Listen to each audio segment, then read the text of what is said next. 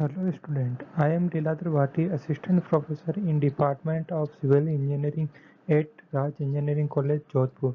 Today we are discuss on Framework Part 2 for BTech 4 SEM Civil Engineering students. Framework part 1 lecture में अपन ने definition, qualities of framework, type of framework, cause of failure, इन सब पे अपन ने बात करी। अब हम इस वीडियो में framework details for different structure member, removal of framework, maintenance of framework, cost of framework, advantage of steel framework, इन सब चीज़ों के बारे में बात करेंगे। Framework detail for different structure.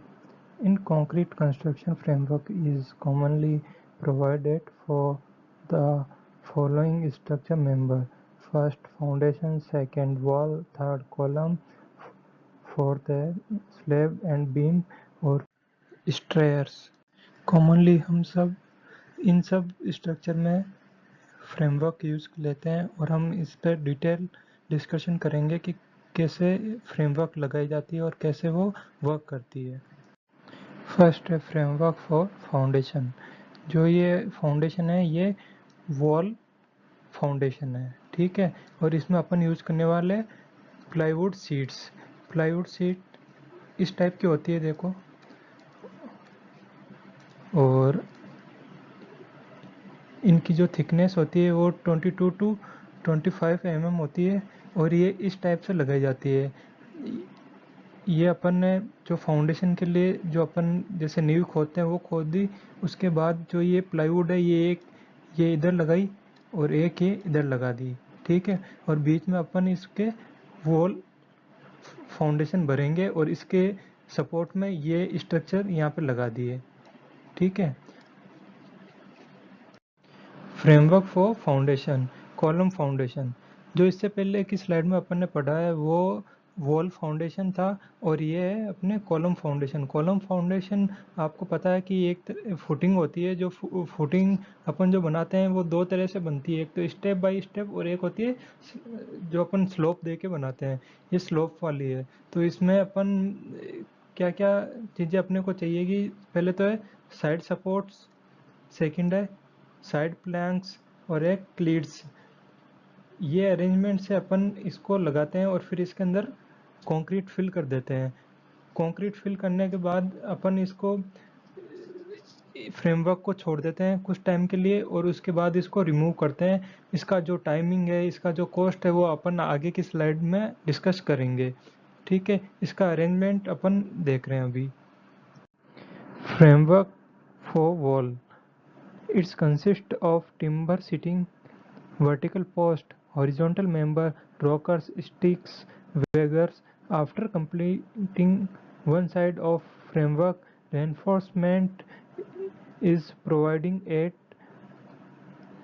the place, then the second side framework is provided. अपन एक side की फ्रेमवर्क लगाने के बाद इसके बीच में यहाँ पर रेनफोर्समेंट प्रोवाइड करेंगे। इस रेनफोर्समेंट प्रोवाइड करने के बाद में ये वाली जो आपको फ्रेमवर्क दिख रही है ये अपन प्रोवाइड करेंगे और फिर इसमें कंक्रीट यहाँ से अपन फिल करेंगे, जिससे कि ये इसमें कंप्लीट फिल हो जाए और ये मतलब कि कुछ दिनों के लिए अपन इसको ऐसे रखेंगे और फिर इसको हटा लेंगे। तो ये जो कंक्रीट जहाँ पे प्लेस हुई है और जहाँ पे रेनफोर्स है तो रेनफोर्स कंक्रीट की अपने वॉल तैयार हो जाएगी। इसमें जो अपन ने टिम्बर सीट यूज़ ली है वो अपन देख सकते हैं कहाँ पर है। जो डायग्राम में अपने को सारी चीज़ आसानी से मेंशन है कि कौन सी चीज़ को अपन क्या बोलते हैं, ठीक है। फ्रेमवर्क फॉर कॉलम, अपन ने वॉल का देख लिया, फाउंडेशन का देख लिया, अब अपन कॉलम का देखेंगे फ्रेमवर्क कैसे बनाते हैं। It's consist of following: side and end planks, yoke, nut and bolt. Two end and two side planks are joint by yoke and bolts. आप इस डायग्राम में देख सकते हो कि अपन ने जो ये यॉर्क है और जो ये प्लैंक्स है, इस जो साइड और एंड प्लैंक्स है, इनको अपन ने यॉर्क से, और ये जो स्ट्रिप है इसको अपन यॉर्क बोलते हैं और ये इसको अपन ने कनेक्ट कर रखा है। यहाँ पे आप देख सकते हैं यहाँ पर देख सकते हैं नट और बोल्ट से, ये देख सकते हैं आप, ठीक है। तो अपन इस टाइप का फ्रेमवर्क बना के और फिर इसके अंदर यहाँ से कंक्रीट फिल करते हैं, ठीक है। इसमें कंक्रीट और रेनफोर्समेंट फिल करने के बाद इसमें अपने को कुछ दिनों के लिए छोड़ देंगे और कुछ दिनों के बाद में अपन इस फ्रेमवर्क को हटाएंगे तो अपने पास कॉलम बन जाएगा। इस स्लाइड में भी आप देख सकते हैं अपन कॉलम की जो फ्रेमवर्क है वो देखेंगे। इसमें डिफरेंट टाइप के हैं, ये जैसे स्क्वायर कॉलम है, ये सर्कुलर कॉलम हो गया, ठीक है। ये अपने ऑक्टागोनल कॉलम हो गया। तो अपन इसको अलग अलग टाइप के फ्रेमवर्क आते हैं मार्केट में अपने पास जो अवेलेबल होता है, और जैसा अपने को साइड पे रिक्वायरमेंट है अपन वैसा कॉलम बना सकते हैं। इसमें अपने पास अलग अलग टाइप से चीज़ें अवेलेबल रहती है। जैसे ये जो स्क्वायर है इसमें अपन 16 mm डाया का बोल्ट यूज़ लेते हैं, ठीक है। जो यॉर्क होता है 10x75 होता है, ठीक है। और ऐसे ही जो अपन स्क्वायर शेप में जो शॉर्ट्स होते हैं वो 30x8 के होते हैं, ठीक है। और जो अपने पास ये मतलब कि स्टैंडर्ड डाटा है, अलग अलग भी हो सकते हैं, जैसा अपने पास अवेलेबल होता है वो अपन वैसे यूज़ करते हैं। और अपने पास जैसा अपने डिज़ाइन में अपने को दे रखा होता है वैसे ही फ्रेमवर्क अपने को यूज़ लेना चाहिए, क्योंकि अगर अपने पास वैसे फ्रेमवर्क नहीं हो तो अपने को स्पेशली ऑर्डर दे के बनवाने पड़ते हैं, नहीं तो अपना जो स्ट्रक्चर है वो अच्छे से नहीं बनेगा और अपनी जो बिल्डिंग है वो अच्छे से नहीं बनेगी। नेक्स्ट है framework for slab and beams. It consists of solo plates, wedges, props, head trees, planks, button, legs. Beam framework rest on head tree. जो ये head tree होता है वो ये होता है, ठीक है। इसके ऊपर जो अपनी बीम है वो रेस्ट करती है। Slab framework rest on batten and joints.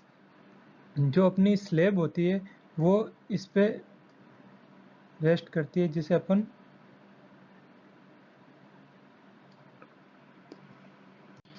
जो ये सर्किल बनाया वो तो हो गया बैटन, और जो ये अब सर्किल बना रहा हूँ ये हो गया जॉइंट्स, ठीक है ना। इसके ऊपर स्लैब टिका रहता है।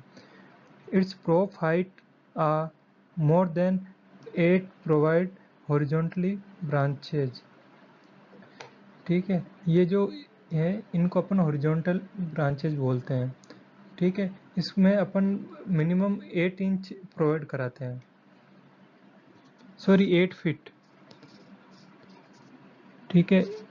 तो ये इस टाइप से जो आप अरेंजमेंट देख रहे हो इसमें ये हेड ट्री हो गया, वर्टिकल पोस्ट हो गए, तो इसको इस तरह से अरेंज करके और फिर यहाँ से अपन इसमें कंक्रीट फिल करते हैं। और फिर इसको 3 दिन बाद में अपन इसको फ्रेमवर्क चेक करते हैं और 7 दिन बाद में इसको हटा लेते हैं। इसके बाद अपने पास स्लैब और जो ये बीम है ये अपने कास्ट हो। नेक्स्ट है लिंटेन और बीम फ्रेमवर्क। अब हम अपन फ्रेमवर्क का ये बीम का फ्रेमवर्क देख रहे हैं। ये जो बीम है ये यहाँ पे, और ये इसका क्रॉस सेक्शनल मतलब कि व्यू है, और ये अपने साइड व्यू है, ठीक है। इसमें जो अपन प्लाईवुड यूज लेते हैं वो उसकी जो थिकनेस होती है वो होती है 15 mm, ठीक है।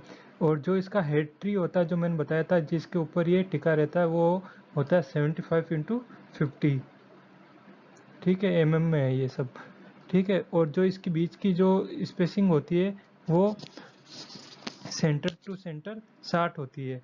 और जो ये होता है उसका टाई 25x50 का होता है, ठीक है।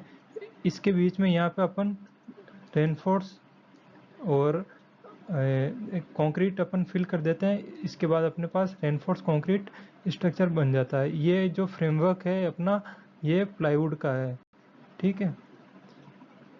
Framework for strands. It consists of vertical and inclined post, inclined member, wooden planks, and sitting stringer, racer planks. जो अपन सीढ़ियाँ बनाते हैं इसमें ये सब चीज़ें रिक्वायरमेंट रहती है। राइसर प्लांग क्या होता है, जो अपन ये देख रहे हैं ये होता है राइसर प्लांग। जो ये प्लांग होता है वो जनरली 4 सेंटीमीटर का होता है, और जो अपने लोअर बीम होती है, ये अपने लोअर बीम में जो जहाँ से अपन ये स्टार्ट कर रहे हैं, ये जो अपना फ्रेमवर्क है ये वुडन का है, ठीक है, वुडन फ्रेमवर्क अपन देख रहे हैं, ठीक है। ये जो सबसे टॉप है ये इसको अपर बीम फोम भी कहते हैं, जो ऊपर है, ठीक है। ये अपने स्पेसिंग हो गया, और ये स्ट्रेंजर हो गया, ठीक है। और जो 3 सेंटीमीटर की जो अपने को सीटिंग दिख रही है, ये अपने प्लाईवुड की है।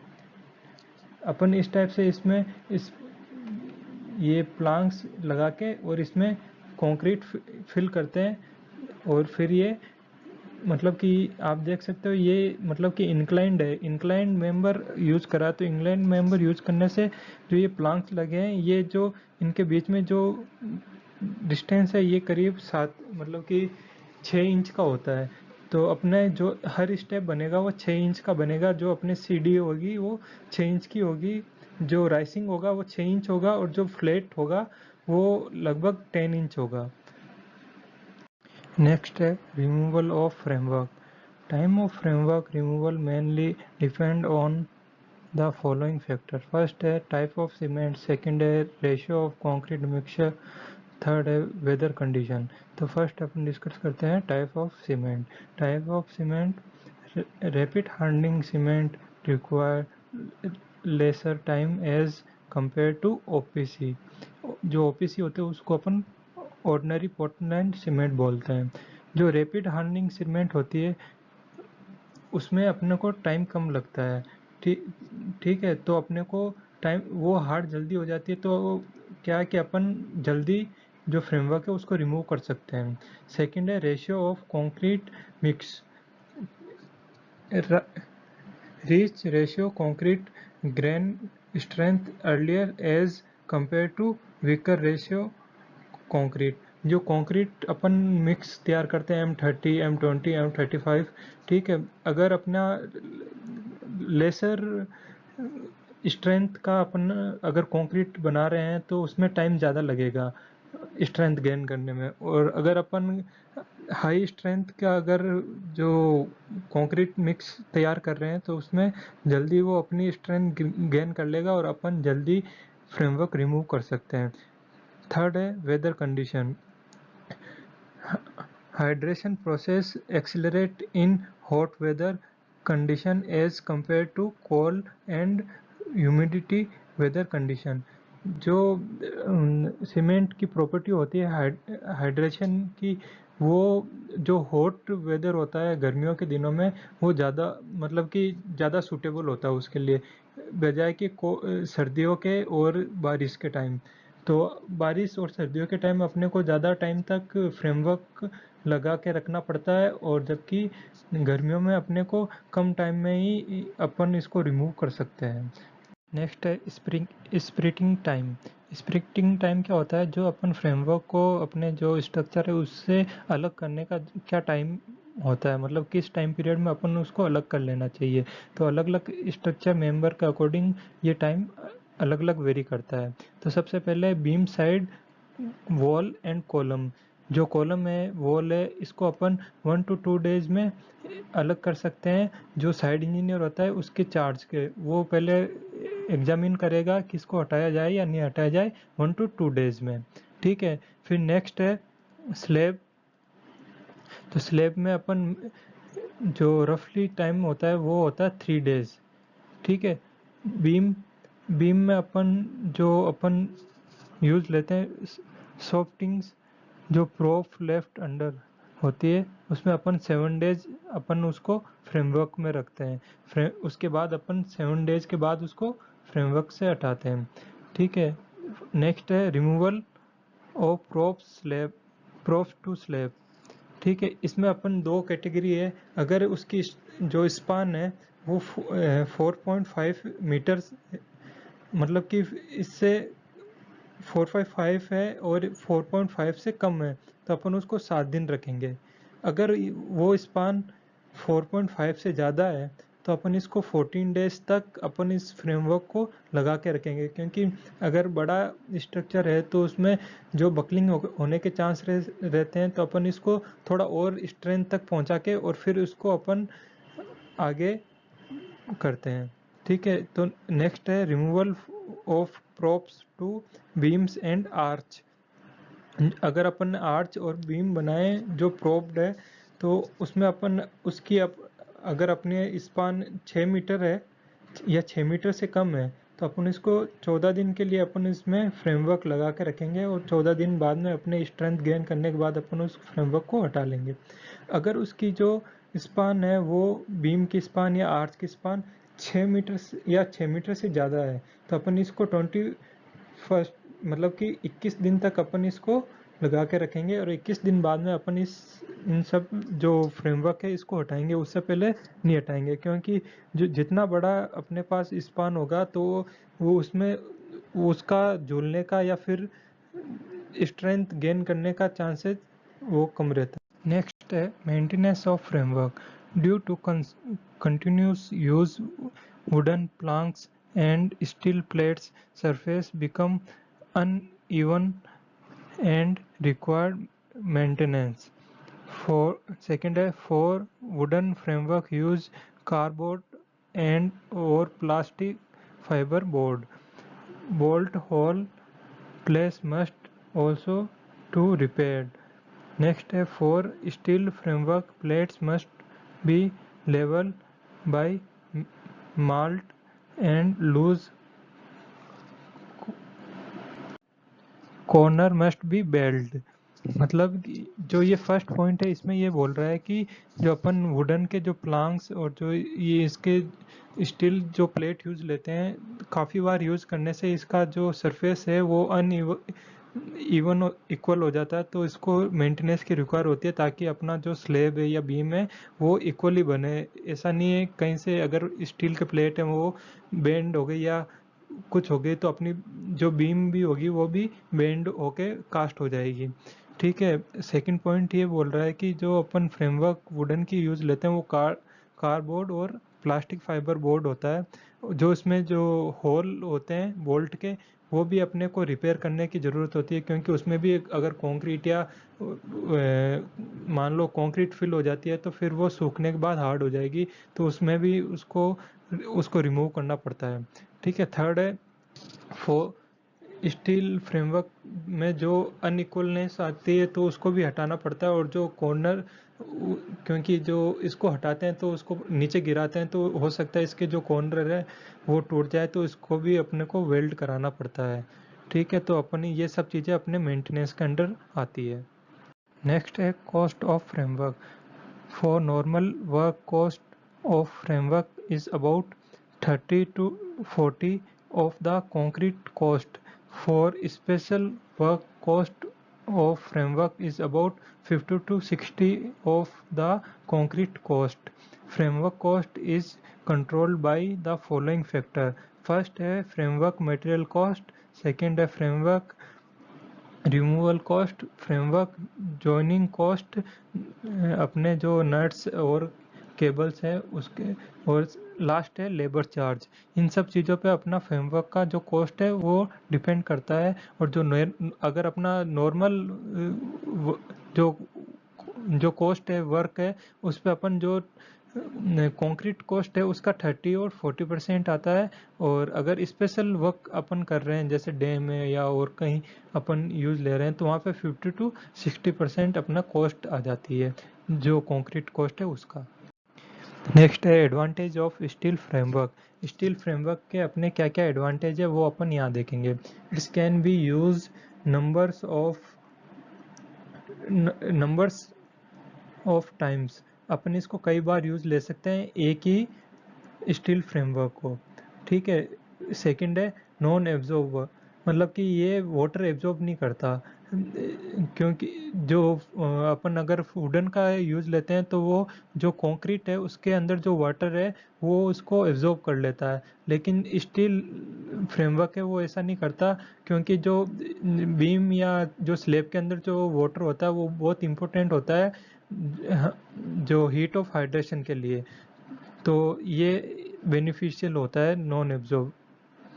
स्मूथ फिनिशिंग सरफेस ऑप्टेन, मतलब कि जो स्टील फ्रेमवर्क होता है उसकी जो सरफेस होती है वो स्मूथ होती है, जिससे अपने को जो अपन स्ट्रक्चर बना रहे हैं उसकी सरफेस भी स्मूथ बन के आती है, फिनिशिंग अच्छी होती है। ठीक है। No shrinkage of framework occurs, easy to use, easy होता है यूज के लिए। वॉल्यूम इज लेस, इसका जो वॉल्यूम होता है वो कम होता है। स्ट्रेंथ इज मोर, मतलब कि जो इसकी स्ट्रेंथ होती है वो बहुत ज़्यादा होती है प्लाईवुड के और बाकी इन सब के लिए। अगर अपन प्लाईवुड के जो रिमूव करते हैं वो ऊपर से नीचे गिरते हैं तो वो हो सकता है टूट जाए, लेकिन ये टूटता नहीं है। इसका हल्की सी मेंटेनेंस करके अपन इसको वापस से सही कर सकते हैं। अगर कहीं से अगर वेल्डिंग करने की ज़रूरत है या कहीं से बेंड हो गया तो उसका बेंड निकाल सकते हैं अपन, लॉन्ग टाइम चलता है ये। Thank you. Stay home, stay safe. आप घर पे रहें और अपने परिवार का ध्यान रखें।